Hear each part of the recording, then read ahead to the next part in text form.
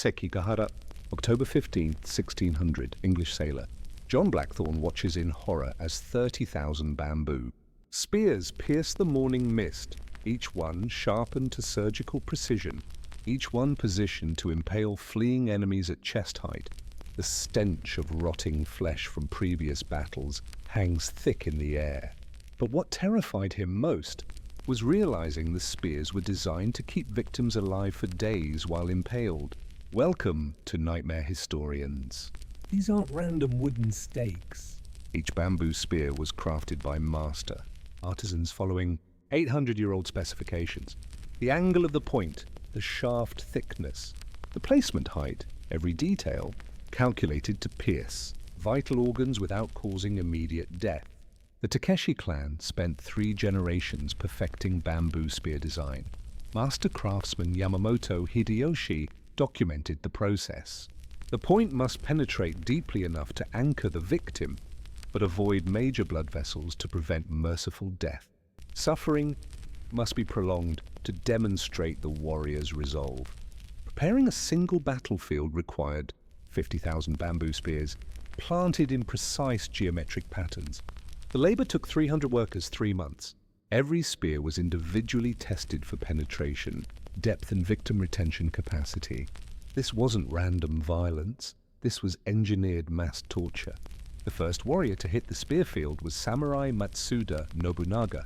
Contemporary accounts describe his screams, lasting for 6 hours before voice exhaustion. The spear had pierced his lung and abdomen, Anchoring him 3 feet above ground. He could see his own blood pooling below while unable to free himself. Within the first hour of battle, 347 warriors were impaled across the spear field. Some hung 6 feet in the air, others barely lifted off the ground. The bamboo spears were different lengths, specifically to create this horrifying variety of suffering positions.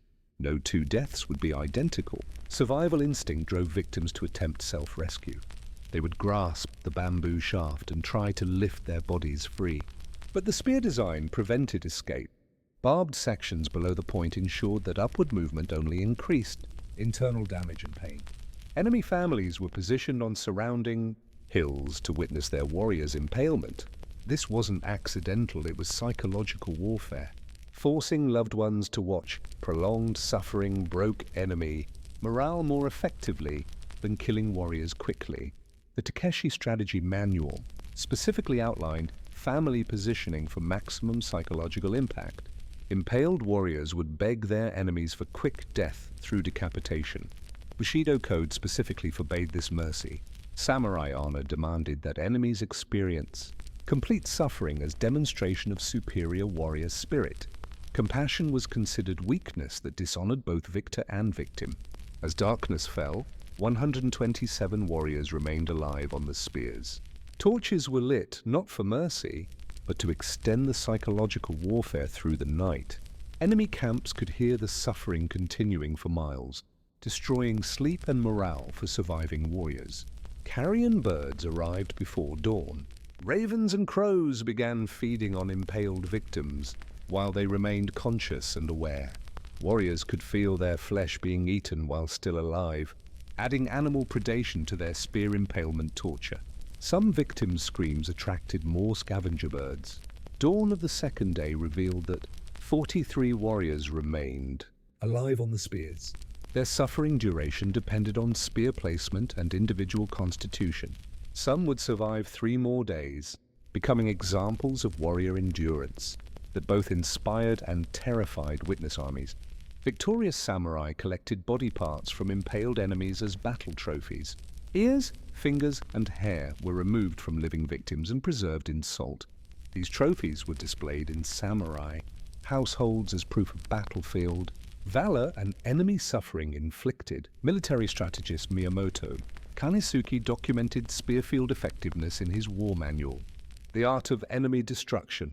His detailed analysis included victim survival statistics, optimal spear density calculations, and psychological impact measurements on enemy forces witnessing the systematic impalement. After 3 days, 7 warriors remained alive on the spears, serving as permanent warnings to future enemies. These living monuments demonstrated samurai commitment to total warfare. Enemies would face not just death, but prolonged torture that made death seem merciful. Victory stones were placed around spear fields to commemorate successful impalement campaigns. These monuments celebrated the torture warfare as demonstrations of samurai spiritual strength and tactical superiority. Systematic suffering was elevated to cultural achievement, worthy of permanent memorial.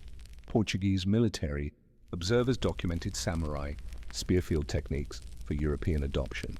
Captain Antonio Silva wrote, Japanese impalement strategies surpass European battlefield torture methods. Recommend immediate implementation for colonial warfare in Brazil and Africa. The torture techniques spread globally. Samurai emotional conditioning began in childhood, with exposure to systematic suffering. By adulthood, warriors could observe mass impalement without emotional response. This psychological preparation enabled systematic torture warfare that would break normal human moral constraints. Entire villages supported spear, field warfare through bamboo, cultivation and weapon preparation. Peasant families earned income by sharpening spears and testing penetration depths. The economic system made civilian populations complicit in systematic torture. Through profitable participation, professional maintenance crews cleared, decomposed bodies and repositioned spears between battles. These workers developed specialized techniques for efficient corpse removal and spear repositioning. Maintaining torture infrastructure became a recognized profession with specialized skills and equipment. Samurai children were deliberately exposed to spear fields to build psychological tolerance for systematic suffering. 5-year-old boys would play games among impaled corpses, developing emotional numbness necessary for future torture warfare participation. Childhood innocence was systematically destroyed to create adult killers. Spearfield victories were commemorated in household artwork. Samurai families commissioned paintings, depicting impaled enemies as demonstrations of family honor and warrior achievement. Systematic torture became aesthetic celebration, with suffering transformed into beautiful art for domestic display. Samurai military academies included practical spear, field training using condemned prisoners as living targets. Young warriors learned optimal spear placement by practicing on human subjects, developing skills in systematic torture disguised as military education. The bamboo spear fields were merely the first challenge, facing enemies in samurai warfare. Surviving the initial impalement trap only meant advancing to face the second reason you wouldn't survive: the systematic psychological torture designed to break warrior minds before their bodies. What samurai did to captured enemies makes physical impalement seem like mercy. If this revelation about samurai warfare's true brutality shocked you, hit that like button and subscribe to Nightmare Historians. Tell me in the comments, where are you watching from? And did you know samurai warfare involved systematic torture rather than honorable combat? Beneath Osaka Castle, 1598 captured Ashigaru foot soldier Tanaka Jiro hangs suspended in a bamboo cage, measuring 3 feet by 2 feet, too small to stand, too narrow to lie down. He's been here for 17 days. The wet stone walls echo with whispers from 43 other cages. But the voices aren't speaking Japanese anymore. These weren't random prison cells. Each cage was mathematically designed by Zen Master Takuan Soho to prevent human comfort. The dimensions forced continuous muscle cramping while preventing unconsciousness through pain. Victims remained mentally alert while experiencing constant physical agony. Master Interrogator Ishida Mitsunari documented the mental breakdown process. Day 1, Anger and threats. Day 5, bargaining and pleas. Day 12, complete personality dissolution. Day 20, subjects speak only in childhood memories. This wasn't random cruelty, this was systematic. Psychological destruction. Feeding occurred every 3rd day through bamboo tubes. Thin rice gruel provided just enough nutrition to prevent death while maintaining mental clarity for continued psychological torture. The caloric calculation was precise, enough to survive, insufficient for physical or mental resistance. Water was delivered 1 drop every hour through bamboo drip systems. Prisoners could hear each drop approaching for 60 minutes, creating anticipation anxiety followed by momentary relief, then immediate return to desperate thirst. This cycle continued for weeks, creating obsessive focus on water rather than escape planning. Sleep was prevented through mechanical bell systems triggered by cage movement. Any attempt to rest would activate bells that rang for 10 minutes. After 3 weeks without sleep, prisoners experienced hallucinations, memory loss, and complete psychological disintegration while remaining physically conscious. By week 4, prisoners exhibited complete psychological breakdown. They spoke to invisible companions, relived childhood memories as current reality, and lost recognition of their own identity. Master Ishida noted, "The warrior spirit departs while the flesh remains, creating empty vessels perfect for interrogation."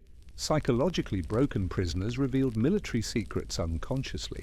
They would describe troop movements, defensive strategies, and supply routes while believing they were talking to deceased family members. Mental breakdown created perfect interrogation. Subjects who revealed information without realizing their betrayal. Polished bronze mirrors forced prisoners to watch their physical and mental deterioration.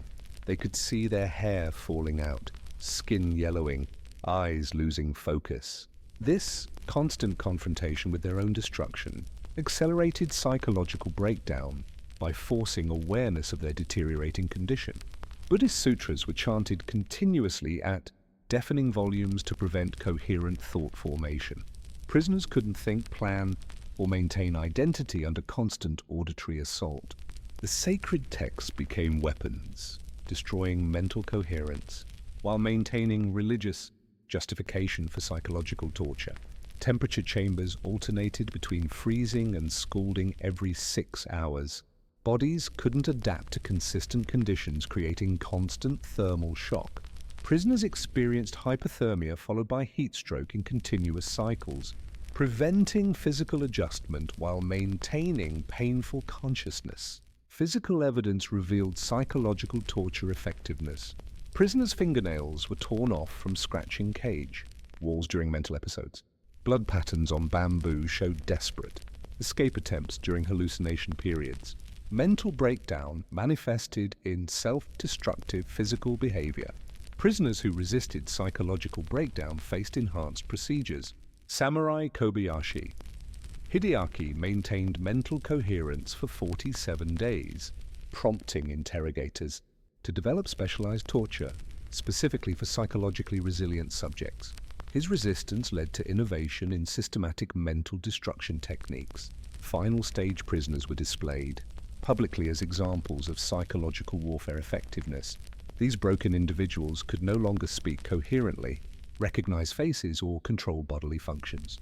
They served as living demonstrations of samurai ability to destroy enemy minds while preserving physical life. The manual Principles of Mind Destruction was copied and distributed to samurai castles throughout Japan. These texts provided detailed instructions for psychological torture, ensuring systematic mental breakdown. Techniques were standardized across all military installations. European military observers studied Japanese psychological torture for implementation in colonial warfare. Dutch East India Company records describe adopting Japanese mental destruction techniques for use against Indonesian resistance fighters. Systematic psychological torture spread globally through military exchange. Information extracted through psychological torture generated enormous military advantages. Captured enemy strategies prevented defeats that would have cost thousands of lives and millions in resources. Torture chambers paid for themselves through strategic intelligence that guaranteed battlefield victories. Escape attempts by psychologically broken prisoners were tragic displays of human instinct overriding destroyed mental capacity. Former samurai Watanabe Kazuo attempted escape after 6 weeks of psychological torture, but became lost within the castle because his mental mapping ability had been systematically destroyed. Success of psychological torture led to facility expansion. By 1600, Osaka Castle maintained underground chambers, housing over 400 prisoners in various stages of mental breakdown. The infrastructure represented massive investment in systematic psychological destruction of enemy personnel. Detailed administrative records tracked each prisoner's psychological deterioration. Clerks documented daily mental state assessments, information extraction progress, and projected breakdown timelines. Systematic mental destruction became bureaucratic process, managed through efficient paperwork and scheduling. Psychological torture chambers were gradually abandoned during the peaceful Edo period. Beginning in 1603, Tokugawa military philosophy emphasized control through overwhelming force rather than systematic psychological destruction, reducing the military necessity for mind-breaking infrastructure. Modern historians didn't recognize the sophistication of samurai psychological torture until the 1990s, when detailed castle records were translated and analyzed. The systematic nature of mental breakdown procedures revealed Japanese warfare as far more Psychologically advanced than previously understood. modern military interrogation techniques are constrained by international law and psychological ethics. Contemporary methods focus on information extraction while preserving mental health. Samurai psychological torture aimed for complete mental destruction, representing the opposite of modern interrogation philosophy. The psychological torture chambers were sophisticated and systematic, but they pale compared to the third reason you wouldn't survive samurai warfare. Because what awaited captured enemies who resisted, mental breakdown was the honor-bound execution ritual, a death ceremony, so prolonged and agonizing that victims would beg to return to the torture chambers. Edo Castle Courtyard, March 3, 1615, Captain William Adams, the first Western samurai, kneels On the execution platform wearing white death robes. his crime, surviving the psychological torture chambers with his mind intact. His punishment, ninokiri, the two-cut execution, ritual that could take 8 hours to complete if performed with perfect honor. The execution sword required 3 days of purification by Shinto priests. Master swordsmith Kotetsu forged these blades specifically for ritual killing, curved to slice through bone and muscle in precise sequences that maximize suffering while maintaining honor. Each blade cost more than a peasant's lifetime earnings. Court nobles attended executions as mandatory social events. Lady Hosokawa Gracie's diary describes execution, viewing as essential cultural education and demonstration of proper samurai values. The systematic murder of captured enemies became aristocratic, entertainment disguised as moral instruction. The first cut opened the abdomen from left to right, deep enough to cause severe pain but shallow enough to avoid major organs. Executioner Yamada Asaemon documented the technique. Honor demands the victim experience complete awareness of death's approach. Swift killing shows disrespect for enemy warrior spirit. Victims could see their own internal organs through the abdominal opening. They watched their intestines moving, could observe blood circulation in real time. The psychological trauma of seeing inside your own living body was considered essential for spiritual purification before death. Honor demanded specific timing between cuts. The executioner would pause for exactly 10 minutes after each incision, allowing victims to fully experience their condition. This wasn't efficiency. This was ritualized torture, designed to extend suffering while maintaining the pretense of honorable death. The second cut opened the chest cavity, exposing the heart and lungs. Victims could watch their own heart beating faster from terror and blood loss. The executioner would point out anatomical features, providing medical commentary. During systematic dismemberment, observe how fear accelerates the heart's rhythm as death approaches. Audience members documented execution techniques in personal journals for educational purposes. These records described victim responses, timing between cuts, and spiritual transformation signs. Systematic murder became academic study, with detailed notes preserving torture methodology for future generations. Some victims attempted to maintain warrior dignity throughout the dismemberment process. Captain Adams recited English prayers while watching his organs being exposed. His determination to die with honor impressed even his executioners. who noted his foreign warrior spirit remained strong despite systematic torture. Victims' blood was collected in sacred bowls for use in samurai purification ceremonies. Each drop was considered spiritually powerful, containing enemy warrior essence that could strengthen samurai spiritual development. Systematic murder provided raw materials for religious advancement. Living organ removal was the execution's climax. Victims watched their own intestines being carefully extracted and arranged around their bodies. The executioner would explain each organ's spiritual significance while the victim remained conscious to appreciate their symbolic meaning. Crowd reactions varied from fascination to nausea. Lady Takeda Shingen's diary describes beautiful horror and perfect demonstration of life's impermanence. The systematic torture provided philosophical contemplation disguised as entertainment, turning murder into spiritual education. Death typically occurred after 6 to 8 hours of conscious dismemberment. Victims died from blood loss while watching their own organs failing. Executioner records noted exact death timing and victims' final words. Documenting systematic murder with scientific precision, bodies were arranged artistically after death, with extracted organs positioned in symbolic patterns representing defeated enemy spirit. These displays remained visible for 3 days, serving as continued psychological warfare against surviving enemy forces, who might witness the systematic torture results. Execution platforms processed multiple victims daily during active warfare periods. The ritual was repeated with identical precision for each prisoner, creating assembly line systematic murder disguised as individual honor ceremonies. Efficiency in torture became mark of executioner skill.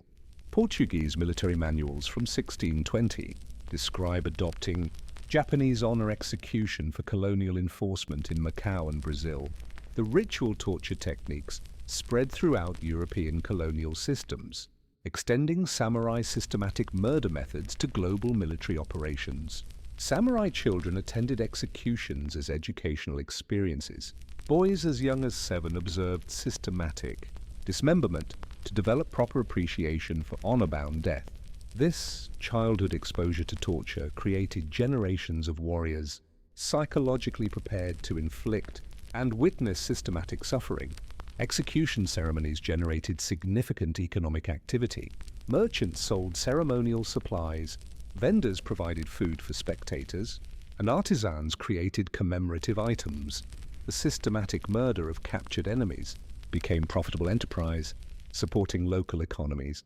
Private letters from samurai Matsudaira Nobutsuna reveal growing doubts about execution rituals. The prolonged suffering serves no military purpose beyond demonstrating cruelty. Honor should bring swift death, not extended torture. His questioning represented dangerous departure from accepted warrior ethics. Execution ritual knowledge was preserved through detailed training manuals passed between generations of executioners. The Yamada family maintained execution schools for over 200 years, ensuring systematic torture techniques remained consistent and effective across centuries of warfare. Modern Japanese historical sites sanitize execution history, describing ceremonies as traditional honor rituals, without mentioning the systematic torture involved.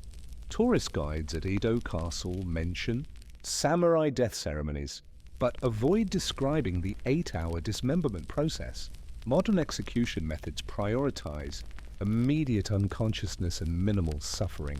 Contemporary capital punishment represents complete philosophical reversal from samurai execution rituals, which intentionally maximize suffering duration while maintaining consciousness throughout systematic dismemberment.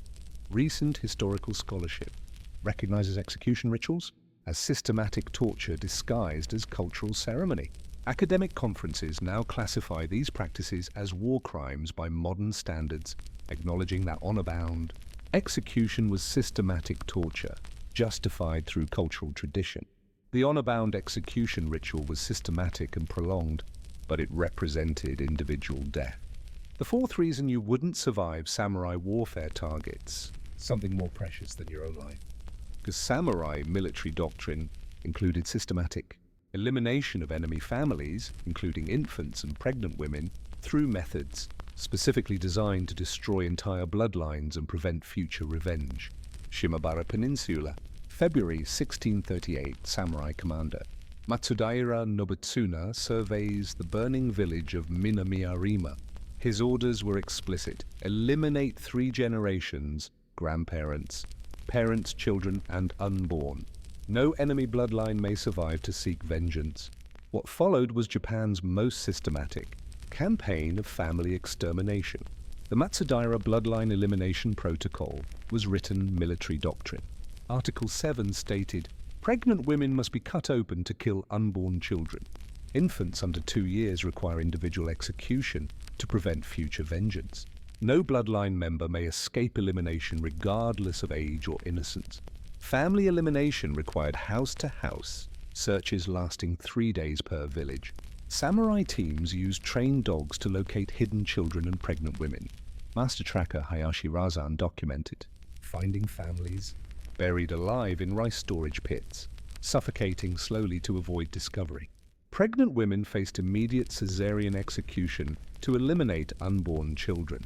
The procedure kept mothers conscious to identify infant gender before killing both mother and child. Military records show 347 pregnant women executed during the Shimabara campaign, ensuring no future revenge seekers could be born. Infant execution required specialized techniques and weapons. Master executioner Nakayama Tadayasu developed short blades specifically sized for baby necks, ensuring clean kills without wasted motion. His manual Principles of Infant Elimination was distributed to all samurai units engaged in family extermination campaigns. Children were measured and examined to determine execution priority. Those under 10 years were killed immediately to prevent future revenge capability. Children aged 10 to 15 faced interrogation to identify other family members before execution. Even child murder followed systematic administrative procedures. Elderly family members were executed first while children watched, breaking family bonds through traumatic witnessing. Grandparents' deaths demonstrated futility of resistance, while terrorizing younger family members before their own execution. Psychological preparation enhanced the murder process efficiency. Family members were forced to participate in relatives' executions to destroy family bonds before their own death. Parents held children still during killing. Spouses restrained each other for execution. This systematic destruction of family loyalty eliminated final sources of human comfort. Each eliminated family was catalogued in detailed military records. Names, ages, relationships, and execution methods were documented to ensure complete bloodline destruction. Unit Commander Ogasawara Hidemasa's reports list: 2347 family members eliminated during his 3-month campaign. Family escape attempts were rare and usually unsuccessful. The Tanaka family fled their village carrying 3 children under cover of darkness, but tracking dogs located them within hours. Their capture led to enhanced torture before execution as punishment for resistance. Professional bounty hunters specialized in tracking escaped family members. Master tracker Watanabe Kazunobu commanded teams of hunters with trained dogs. Earning payments for each family member captured, systematic genocide became profitable commercial enterprise. Captured escapees faced enhanced execution procedures as punishment for resistance. The surviving Tanaka family members were executed individually over 3 days, with each death designed to terrorize the next victim. Escape attempts only guaranteed more prolonged suffering. Village elimination was considered complete when no living person remained within a 5-mile radius. The village of Hara was entirely depopulated. 1847 residents executed over 4 days. Empty houses and silent streets served as monuments to systematic genocide. Mass graves contained entire family bloodlines: grandparents, parents, children, and unborn infants buried together. Archaeological surveys estimate these family elimination campaigns killed over 37,000 civilians during the Shimabara Rebellion, representing systematic genocide disguised as military necessity. Samurai underwent ritual purification before family elimination campaigns. Meditation sessions and Zen training prepared warriors psychologically for systematic murder of civilians. Spiritual practice was weaponized to enable genocide while maintaining mental stability. European colonial manuals documented Japanese family elimination techniques for adoption in overseas territories. Dutch authorities in Indonesia implemented Japanese bloodline protocols against resistance families, extending samurai genocide methods to global colonial enforcement. Rare survivors of family elimination campaigns suffered severe psychological trauma from witnessing their entire bloodline's systematic murder. Survivor testimonies describe permanent mental damage, inability to form relationships, and constant terror of discovery. Genocide trauma lasted generations. Family elimination campaigns gradually ended as Tokugawa authorities recognized their excessive brutality and counterproductive psychological effects on samurai units. The systematic genocide was quietly discontinued without official acknowledgement or accountability. Modern historians didn't recognize the systematic nature of family elimination until detailed military records were translated into the 1980s. The documentation revealed organized genocide targeting civilian bloodlines, representing systematic war crimes by contemporary international standards. Memorial services now honor family elimination victims as casualties of systematic genocide. Historical societies recognize these campaigns as organized civilian targeting that violated traditional warfare ethics even by medieval standards. Modern international law specifically prohibits family elimination tactics as war crimes and genocide. Contemporary military ethics represent complete reversal of samurai bloodline elimination doctrine, protecting civilian families rather than targeting them for systematic murder. Modern Japanese villages occupy sites where family elimination campaigns occurred. Contemporary residents live unaware that their peaceful communities were built over mass graves, containing systematically murdered families, including pregnant women and infants. Military archives preserve detailed family elimination documentation as historical military strategy. Despite the systematic genocide nature of the practices, these records remain classified, protecting institutional reputation while preserving evidence of organized civilian targeting. Family elimination was systematic and thorough, but it targeted known enemy bloodlines. The fifth reason you wouldn't survive. Samurai warfare attacks something you can't escape, the very environment itself. Because samurai environmental warfare poisoned air, water, and soil to create death zones where no living thing could survive for generations. Hidden Laboratory, Mount Osama, 1594, alchemist Takeda. Nobuyoshi perfects his final formula. A compound that will poison soil so thoroughly that nothing can grow for 30 years. His orders from Tokugawa Ieyasu create death zones where enemy populations will starve even if they survive initial battles. What he developed was environmental genocide. The soil poisoning formula contained mercury compounds, lead salts, and organic toxins extracted from native Japanese plants. Each ingredient was calculated to persist in soil for decades while preventing plant growth. A single application could render farmland permanently sterile. Reason 5. Environmental poisoning. Samurai units systematically poisoned enemy farmland across entire provinces. Rice fields that had fed families for generations became toxic wastelands within weeks. Soil contamination killed more enemy civilians than direct warfare. Reason 6. Water poisoning. Rivers and wells were contaminated with compounds that caused slow organ failure over months. Entire populations would gradually sicken and die from drinking poisoned water, unable to identify the source of their collective illness. Reason 7. Air contamination. Burning toxic plant compounds created poisonous smoke clouds that drifted across enemy territories for days. Entire populations would develop respiratory illness, weakening resistance while avoiding obvious warfare that might trigger retaliation. Combined environmental warfare created complete death zones, where human life became impossible. Soil, water, and air contamination ensured that even if populations survived initial poisoning, They couldn't sustain agriculture, access clean water, or breathe safely. Environmental poisoning forced mass population displacement. Families fled poisoned territories, carrying dying children and elderly relatives. These refugee columns became easy targets for conventional samurai attacks, completing the systematic elimination process. Environmental warfare created permanent uninhabitable zones. Villages remained abandoned for generations because poisoned soil prevented food production.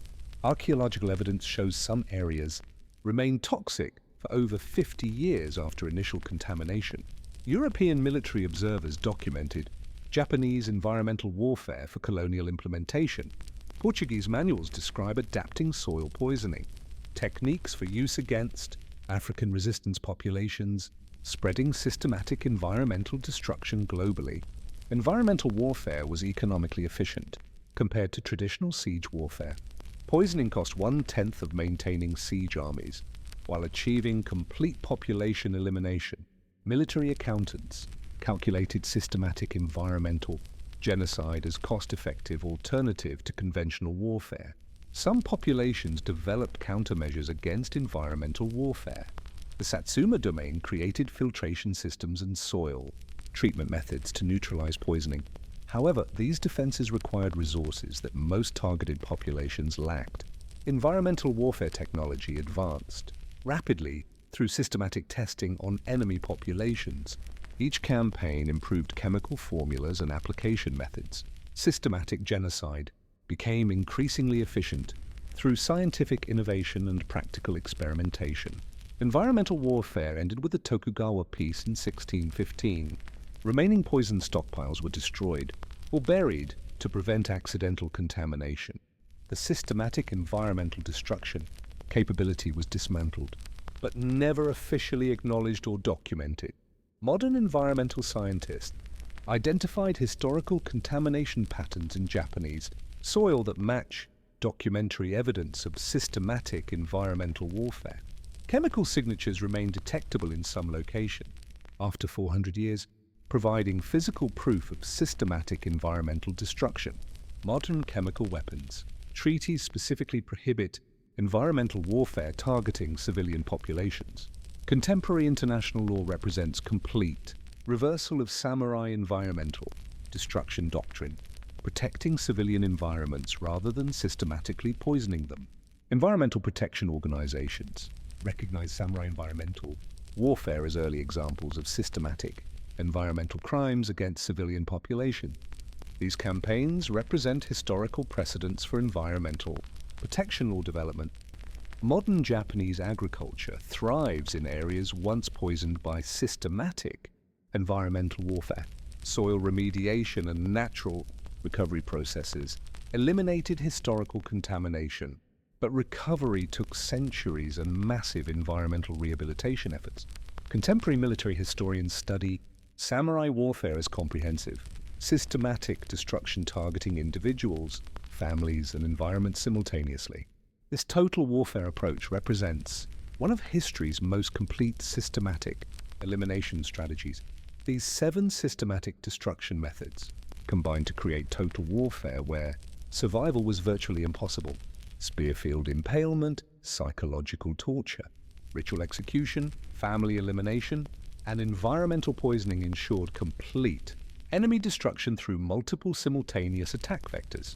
Modern warfare ethics prohibit systematic civilian targeting, environmental destruction, psychological torture, and family elimination.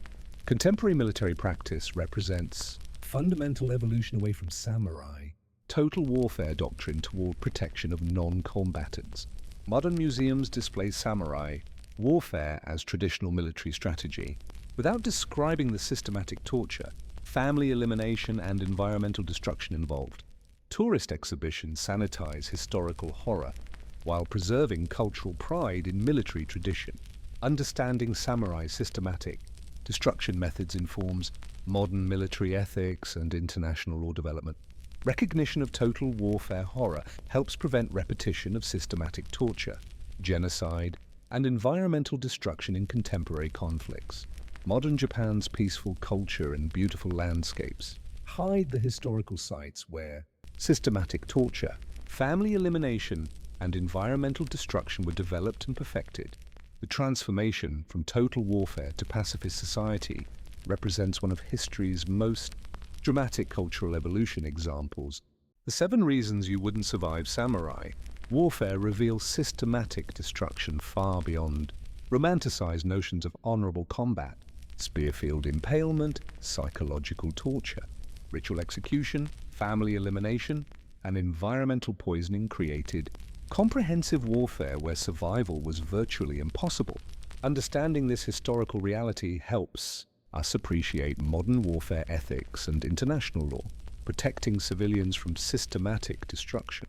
The cherry blossoms fall peacefully now, but their beauty shouldn't obscure the comprehensive horror that once defined samurai total warfare. If this comprehensive examination of samurai warfare is true, systematic brutality opened your eyes to historical military reality. Smash that like button and subscribe to Nightmare Historians. Tell me in the comments, where are you watching from? And which of the 7 systematic destruction methods shocked you most? Your engagement helps us continue revealing the historical truths hidden behind romanticized narratives